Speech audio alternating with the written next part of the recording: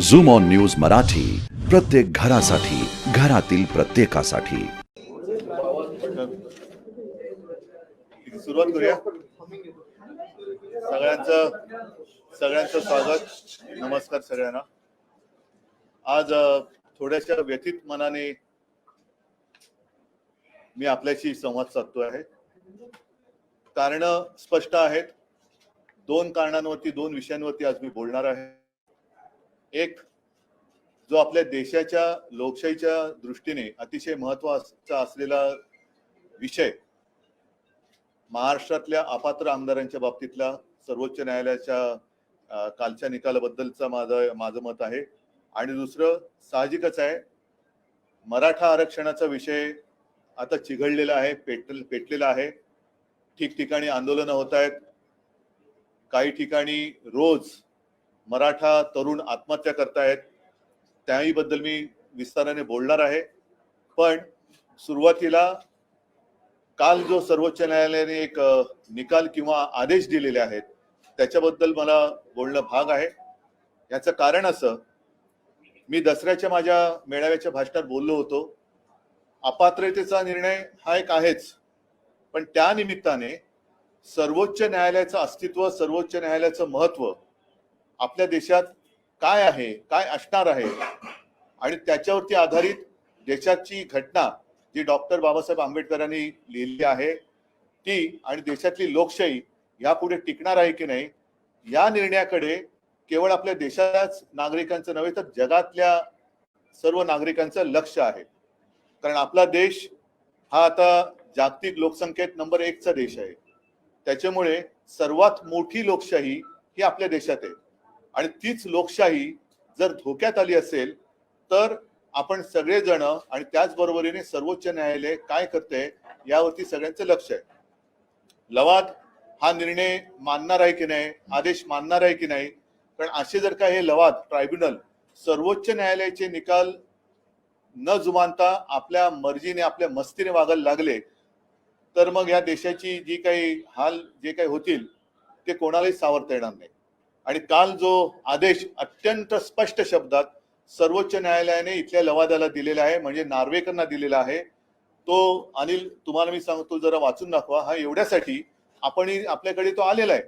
पण काल संध्याकाळी माझ्या बातम्यात किंवा वाचनात असं आलं की नार्वेकर असं म्हणाले की अजून मी तो काय वाचलेला नाहीये, मी असं ऐकलेलं आहे वगैरे वगैरे वगैरे. हे त्यांचे सगळे जे काय आहे, तर त्याच्यासाठी केवळ त्यांनाच नव्हे तर राज्यातील सर्व जनतेला हा नेमका आदेश आहे, निर्देश आहेत तरी काय हे कळलं पाहिजे. आणि मी तर माझ्या मुंबईतल्या आणि सर्वच आमदारांना असं सांगणार, सर्वच आमदारांना, आज आमदारच तुम्ही पण आहात, सर्वच आमदार जर नार्वेकर मुंबईत असतील तर त्यांना ह्याची कॉपी मुद्दामून द्या आणि त्यांच्या समोर पण एकदा त्याचं वाचन करा. जरा तुम्ही ह्याचं एक दोन ओळी जे आहेत ते वाचून दाखवा, म्हणजे मग मी पुढच्या विषयावर बोलेन. काल सर्वोच्च न्यायालयाने इकडे जायचं काल सर्वोच्च न्यायालयाने जे काही आदेश दिलेत त्या आदेशाचा थोडक्यात अर्थ असा आहे की शिवसेनेने जी काही पिटिशन्स केली होती आमदार अपात्रतेच्या बाबतीमध्ये, या बाबतीमध्ये अध्यक्षांकडनं एक वेळापत्रक सादर केलं जाणार होतं. आणि ते वेळापत्रक सादर करताना काल त्यांनी एक ऍफिडेव्हिट दिलं आणि त्या ऍफिडेव्हिटमध्ये त्यांनी असं सांगितलं की 28 फेब्रुवारी पर्यंत आम्हाला वेळ हवाय. त्याची दोन कारणं त्यांनी दिली होती की दिवाळीची सुट्टी आणि अधिवेशन. परंतु या बाबतीत तीव्र नापसंती व्यक्त करून सुप्रीम कोर्टाने असं सांगितलं की आम्ही ऑलरेडी सगळं प्रकरण सेट केलेलं आहे, या बाबतीत आपल्याला निर्णय घ्यायचा आहे आणि तो निर्णय घेण्यासाठी एवढे दिवस काही थांबायची गरज नाही.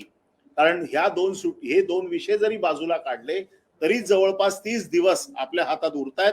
आणि म्हणून ही जी पिटिशन्स आहेत, आमचं 16 जणांचं पिटिशन आणि गोगावलेंचे केलेलं पिटिशन, या दोन्ही पिटिशनचा निर्णय आणि त्यावरचा म्हणजे त्याची सुनावणी आणि त्याचा निर्णय हा 31 डिसेंबर पूर्वी तुम्हाला घ्यावाच लागेल, अशा प्रकारचे स्पष्ट आदेश त्यांनी काल दिलेले आहेत. आणि त्या बाबतीमधली पुढील सुनावणी जानेवारीच्या पहिल्या आठवड्यात ठेवली आहे. म्हणजे या बाबतीमध्ये अध्यक्ष म्हणजे ट्रायब्युनल काय करते आणि त्यांनी आपल्या अंमलबजावणी निर्णयाची केली आहे की नाही हे बघण्यासाठी जानेवारीच्या पहिल्या आठवड्यामध्ये पुन्हा एकदा सुनावणी घेतलेली आहे. त्यामुळे या सगळ्या गोष्टींचा अंतिम निवाडा हा 31 डिसेंबर पूर्वी हा करावाच लागेल. तो जर केला नाही तर कंटेम्प्ट ऑफ कोर्ट होईल आणि त्याची तीव्र दखल न्यायालय 31 तारखेच्या नंतर जी पहिल्या आठवड्यात जानेवारीच्या सुनावणी ठेवलेली आहे त्याच्यात ती घेईल. ठीक आहे. याचाच अर्थ असा की घटनेनुसार जर का न्याय निवाडा झाला आणि जो होईल याची मला खात्री आहे, कारण मी परंपरेच्या बाबतीत सुद्धा दसरा मेळाव्यात बोललेलो आहे. महाराष्ट्राला सुद्धा एक न्यायदानाची परंपरा आहे जी रामशास्त्री प्रभुणे यांच्या नावाने आज सुद्धा आपण म्हणतो की रामशास्त्री बाणा, सत्ताधीशांपुढे न झुकता, समोर सत्ताधीश किती बलवान असला तरी त्याच्याही समोर न झुकता न्याय देण्याची परंपरा ही महाराष्ट्राने देशालाच नव्हे तर जगाला दाखवलेली आहे. आणि त्याच परंपरेला जागून केवळ शिवसेनेलाच नव्हे तर लोकशाहीला न्याय मिळेल याची मला खात्री आहे. आणि असं होईल याची खात्री असल्यामुळे 31 डिसेंबरला सरत्या वर्षाला आणि अपात्र सरकारला आपण निरोप देऊ, हाही माझ्या मनामध्ये विश्वास आहे. आता दुसरा मुद्दा जो आहे आरक्षणाचा, मी त्याही बद्दल दसरा मेळाव्यात बोललोय. परवा सुद्धा मी माझं एक पत्रक दिलं होतं, पण अजूनही काही मार्ग निघत नाहीये. काल एक मीटिंग मुख्यमंत्र्यांनी घेतली, पण त्या मीटिंगला माझ्या माहितीप्रमाणे दोन्ही उपमुख्यमंत्री हजर नव्हते. एका मुख्यमंत्र्यांना डेंगी झालंय असं कानावर आलं आणि दुसरे उपमुख्यमंत्री हे मराठा महाराष्ट्र याही पेक्षा भाजपाचा प्रचार करायला रायपूरला गेले होते. म्हणजे ज्यांना आपल्या राज्यामध्ये सगळं जळत असताना, लोक रस्त्यावरती उतरली असताना, तरुण आत्महत्या करत असताना देखील पक्षाचा दुसऱ्या राज्यातला प्रचार महत्वाचा वाटतो, अशी लोक हे या समाजाला न्याय देऊ शकतात का? हा एक प्रश्न ज्याच्या त्याच्या मनातला आहे, तोच मी आज बोलतोय. मी आपल्या माध्यमातून जरांगे पाटलांना सुद्धा विनंती करतोय, जी विनंती मी त्यांना भेटलो होतो तेव्हा केली होती, की कृपा करून तुम्ही टोकाचं पाऊल उचलू नका. तुमच्यासारख्या लढवयांची राज्याला आणि समाजाला गरज आहे. तुम्ही सुद्धा आणि मराठा समाजातल्या तरुणांना सुद्धा मी विनंती करते की कृपा करून आत्महत्येसारखं टोकाचं पाऊल उचलू नका. आणि त्याच बरोबरीने आपापसात कुठे मतभेद होतील, जाळपोळ होईल, भांडण होईल असं काही करू नका. कारण आज सकाळी जरांगे पाटलांनी सुद्धा तेच म्हटलेलं आहे की जाळपोळ करण्यामागे दुसरे कोणतरी असू शकतात. मग हे दुसरे कोण जरी असतील तर त्यांचं षडयंत्र हेच आहे की महाराष्ट्राला बदनाम करून टाकायचं. एक तर महाराष्ट्रामध्ये येऊ शकणारे उद्योगधंदे यांनी गुजरातकडे पळवले, इतर राज्यात पळवले आणि महाराष्ट्र असा बदनाम करायचा की नवीन उद्योग महाराष्ट्रात येणारच नाही. आणि अशी परिस्थिती उद्भवली तर मग नोकऱ्या मिळणार कुठून? तर त्याही पेक्षा मला असं वाटतं की आज महाराष्ट्रामध्ये एक अस्वस्थता आहे, सर्व समाजाच्या मनात भीती आहे की आपलं काय होणार. मराठ्यांना त्यांचं आरक्षण, त्यांचा न्याय हक्क हा मिळालाच पाहिजे, याच्याबद्दल दुमत नाही. एक गोष्ट लक्षात घेतली पाहिजे की मराठे स्वाभिमानी आहेत, त्यांना दुसऱ्याच्या पानातलं वाढलेलं खेचून घेण्याचा कुठेही त्यांची इच्छा नाही, तशी त्यांची मागणी नाही. मराठा समाज आहे, धनगर समाज लढतो आहे, ओबीसीच्या मनामध्ये धाकधूक आहे, आदिवासींच्या मनामध्ये धाकधूक आहे. आपलं काय होणार जर मुख्यमंत्र्यांची शपथ घेतली छत्रपती शिवाजी महाराजांची, ती शपथ त्यांनी गादीवर बसल्यानंतर 1.5 वर्षानंतर का घेतली? मधल्या काळामध्ये त्याने प्रश्न सोडवायला काही हरकत नव्हती. आणि आज सुद्धा जर ते राज्याच्या पातळीवरती हा विषय सोडवत असतील तर काही करा, पण मार्ग काढा. आमच्याशी मी मागेही बोलूही नका, तुम्ही मार्ग काढा, आम्ही तुमच्या सोबत आहोत, आम्ही तुमच्या सोबत आहे. पण महाराष्ट्राची जी एकजूट आहे, महाराष्ट्राची जी एकता आहे, ती संपवण्याचा प्रयत्न जर कोण करत असेल तर महाराष्ट्राने सुद्धा सावध होण्याची आज गरज आहे. आज सुद्धा मंत्रिमंडळाची ते काहीतरी बैठक घेत आहेत, त्याच्यामध्ये आपण वाट बघूया. जी काही एक अपेक्षा त्यांच्याकडनं आहे की सर्व समाजाचं हक्क, समाजाचे हक्क आहेत, त्याला कुठेही धक्का न लावता मराठा आणि धनगर समाजाला ते आरक्षण देऊ शकत असतील, आनंद आहे. आणि न पेक्षा हा जो विषय आहे हा लोकसभेमध्ये सोडवण्यासारखा आहे. कारण आपल्याला सर्वांना कल्पना आहे की दिल्ली सरकारच्या बाजूने सर्वोच्च न्यायालयाने जो निर्णय दिला होता तो देखील लोकसभेमध्ये पाशवी बहुमताच्या बळावरती भारतीय जनता पक्षाने कसा वळवला हे आपल्याला माहिती आहे. त्याच्यामुळे ही टक्केवारीची जी काही गोष्ट आहे ती लोकसभेमध्ये आपण सोडू शकतो. जर हे विशेष अधिवेशन राज्यामध्ये विधिमंडळाचं घेऊन प्रश्न सुटत असेल जरूर घ्या, पण त्यापेक्षा मला असं वाटतं संसदेचं विशेष अधिवेशन घेऊन तात्काळ हा प्रश्न सोडवला जाऊ शकतो. जी मागणी मी जरांगे पाटलांच्या समोरच गणपतीच्या दिवसात जेव्हा एक खास अधिवेशन संसदेचं बोलवलं गेलं होतं तेव्हाही केली होती, तीच आज करतो आहे. आणि त्याच्यासाठी एक पाऊल म्हणून आता सगळीकडे कसं सुरू झालेलं आहे की ज्यानं ज्यांना कळलंय की आपण 31 डिसेंबर नंतर अपात्र होणार आहोत ते राजीनामा द्यायच्या तयारीत आहेत. म्हणजे काय होतंय की गद्दारीचा शिक्का पुसण्यासाठी काहीतरी करतोय, तर त्याच्यात मला जायचं नाहीये. मी महाराष्ट्रातल्या केंद्रीय मंत्र्यांना एक विनंती करतोय की या आमदारांनी आणि खासदारांनी राजीनामे त्यांचं कर्तव्य म्हणून जरी दिले तरी सुद्धा मोदी सरकारवरती काही परिणाम होणार नाहीये. आज देखील आपण वृत्तपत्र पाहिलं असेल, मेरी माती मेरा देश असं काहीतरी केले ना, म्हणजे माझी माती माझा देश. पण त्या देशात माणसं आहेत हेच जर पंतप्रधान विसरत असतील तर त्या जाहिरातीला काय अर्थ नाहीये. मी अनेकदा म्हटलेले की माझा देश म्हणजे देशातली माती दगड धोंडी नव्हे तर देशातली माणसं ती अस्वस्थ असतील तर पंतप्रधानांचं हे सुरेख कर्तव्य आहे की काय चाललंय आपल्या देशामध्ये, काय राज्यामध्ये मणिपूर जळतंय, महाराष्ट्र पेटतोय आणि तुम्ही काहीच करत नाही, येऊन नुसतं राजकीय भाषण करून जात आहे. तर त्यापेक्षा मला असं वाटतं की जशी आज राज्याची कॅबिनेट मिटिंग आहे तशीच कधी असते केंद्राच्या कॅबिनेटची मिटिंग मला कल्पना नाहीये.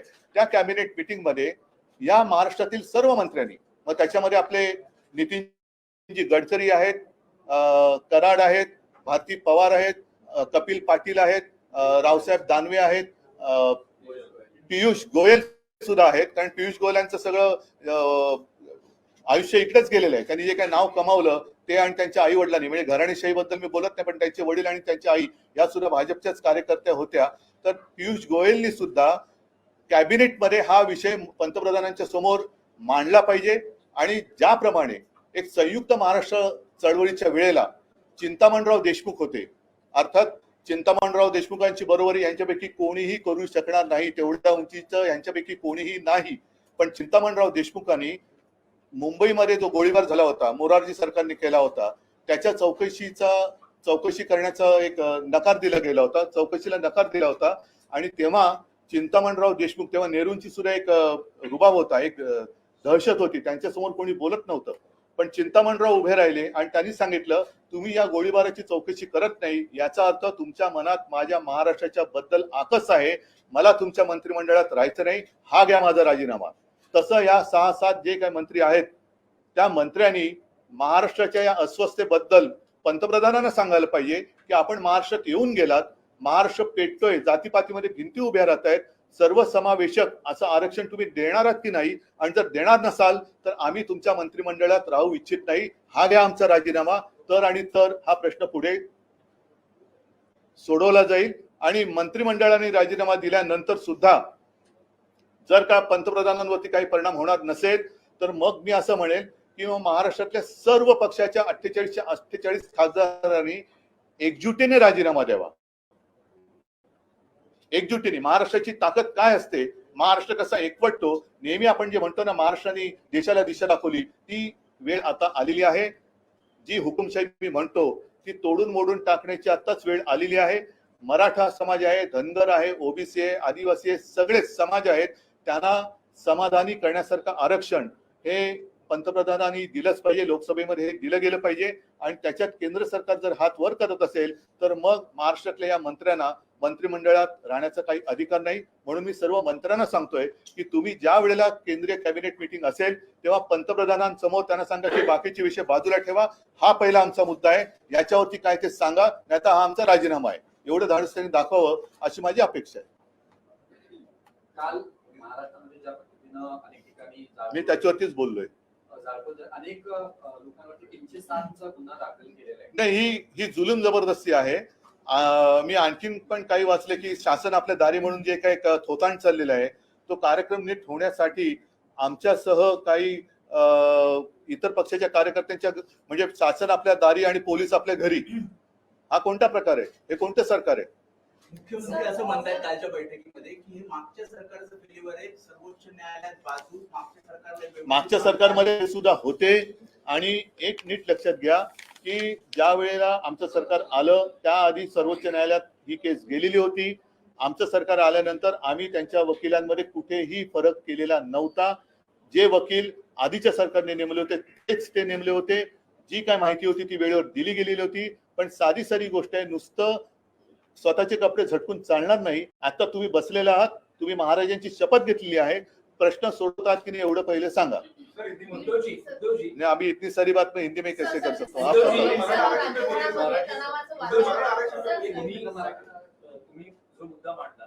आप नाही नाही, दबावाचं नाही मी म्हणत आहे, पण प्रश्न सोडवण्यासाठी शेवटी मुळापर्यंत जाण्याची गरज आहे. विधानसभेचं अधिवेशन घेऊन हा प्रश्न सुटत असेल तो मागेही आपण केलेला आहे. आज अधिवेशन घ्यायचं तर आत्ता अधिवेशन घ्या, आमची तयारी आहे. आम्ही पूर्णपणे या आरक्षणाच्या बाजूने आहोत, पण विषय सोडवा. पण कोर्टात हा मुद्दा टिकत नाही. म्हणूनच मी ते दुसरं उदाहरण दिलं की एक तर कोर्टाचा निकाल फिरवण्याचा अधिकार लोकसभेला आहे, जो त्यांनी दिल्ली सरकारच्या बाबतीत केला. पण ही टक्केवारीची जी काही एक अडचण आहे ती सोडवण्याचा सुद्धा अधिकार केवळ आणि केवळ संसदेला आहे असं मला वाटतं. त्या पलीकडे जर कोणी आणखी हुशार असतील त्यांचा सल्ला घ्या, पण हा विषय सोडवा.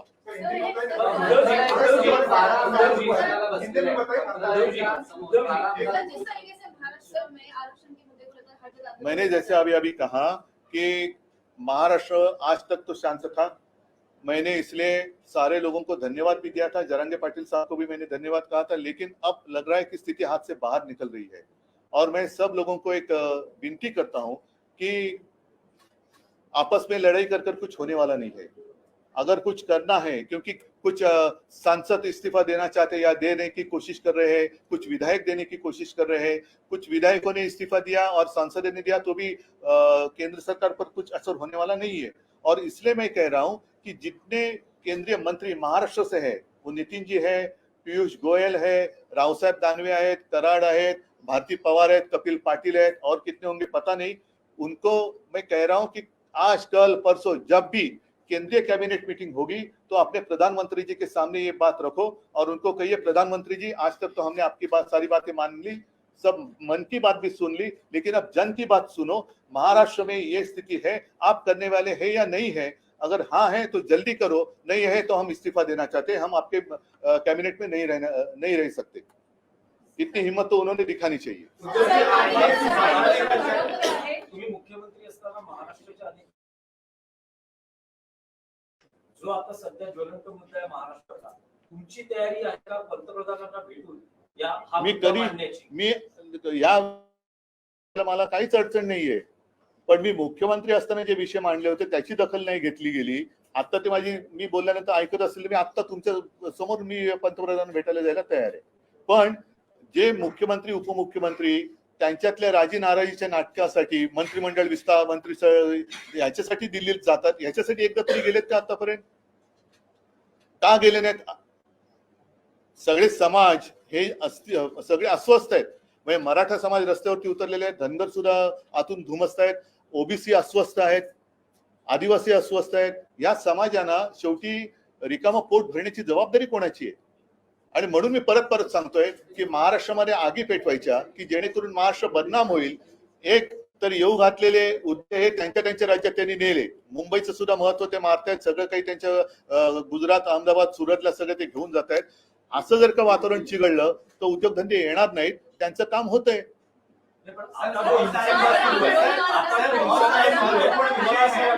या आधी मराठा मोर्चा जवळपास 58 मराठा मोर्चा निघाले, शांततेत निघाले. पण आता जे आंदोलन सुरू आहे, हिंसाचार सुरू झालेले आहेत, दगडफेक, जाळपोळ, आंदोलन भरकटले असं तुम्हाला वाटतं?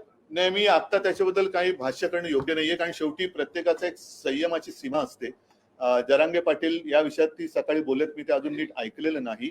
पण मी पुन्हा सगळ्यांना एक विनंती करतोय की कृपा करून आपापसामध्ये अशी दंगली भडकवणं हे योग्य नाही. शेवटी आपल्या मराठी माणसाचं, मराठ्यांचं नुकसान होत आहे. जिकडे न्याय मिळणार आहे तिकडेच आपल्याला आता त्या रोखाने प्रयत्न करावे लागतील. परत एकदा सांगतो की महाराष्ट्रातले जेवढे कॅबिनेट मंत्री दिल्लीच्या मोदी सरकारमध्ये आहेत त्यांनी तातडीने मोदींची भेट घेण्यापेक्षा कॅबिनेट बैठकीमध्ये सर्व विषय बाजूला ठेवून महाराष्ट्रातली अस्वस्थता मोदींच्या समोर मांडावी. आणि जर पंतप्रधान ह्याच्यामध्ये हस्तक्षेप करायला तयार नसतील तर मात्र मला असं वाटतं या सर्व मंत्र्यांनी मंत्रिपदाचा राजीनामा दिला पाहिजे.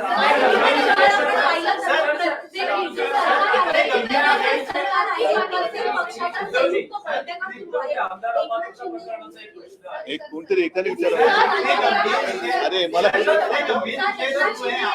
पक्षातील आमदारांची बैठक बोलवली आहे. काल देवेंद्र फडणवीस यांनी देखील कोर कमिटीची बैठक घेतली. अजित पवार यांनी देखील आमदारांची बैठक बोलली. तर संयुक्त बैठक घेण्यापेक्षा सर्व पक्षीय आमदारांची बैठक किंवा नेत्यांची बैठक का घेतली जाईल? नाही ऐका एक मिनिट सर्वदलीय बैठक बोलवली आहे. अरे जरा ऐका ना, जरा एका प्रश्नाचं उत्तर देऊया. आता जे मी म्हंटल तुम्हाला की काही खासदारांनी राजीनामे दिले, हे कोण आहेत जे सत्तेमध्ये आहेत त्यांनी? अरे सत्तेत आता प्रश्न सोडवा ना, राजीनामे कशाला देताय? मंत्र्यांनी राजीनामा दिले पाहिजे. सत्तेत आहे तर जाऊन बसा तुम्ही, मुख्यमंत्र्यांच्या तिकडे बसा, उपमुख्यमंत्र्यांकडे, तुम्ही खासदार आहात ना, तर जा ना संसदेत, आणि संसदेत आवाज का नाही उठवला आजपर्यंत?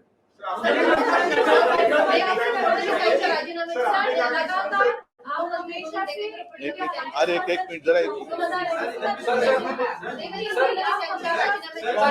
अरे मला एकाचं तरी उत्तर देऊ ना. मला वाटतं ठीक आहे, चला एकाने प्रश्न विचारला असेल तर मी बोलतो, नाही तर सोडा. अपात्रता प्रकरणाचा एक प्रश्न आहे की नुकतीच देवेंद्र फडणवीस यांनी TV9 मराठीला मुलाखत दिली होती.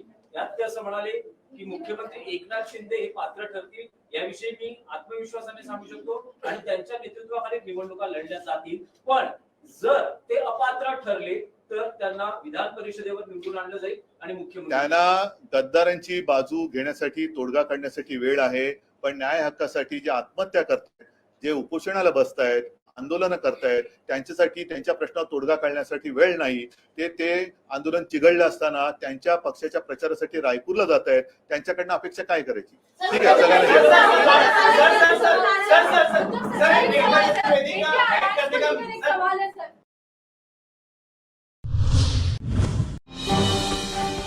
झूम ऑन न्यूज मराठी, प्रत्येक घरासाठी, घरातील प्रत्येकासाठी.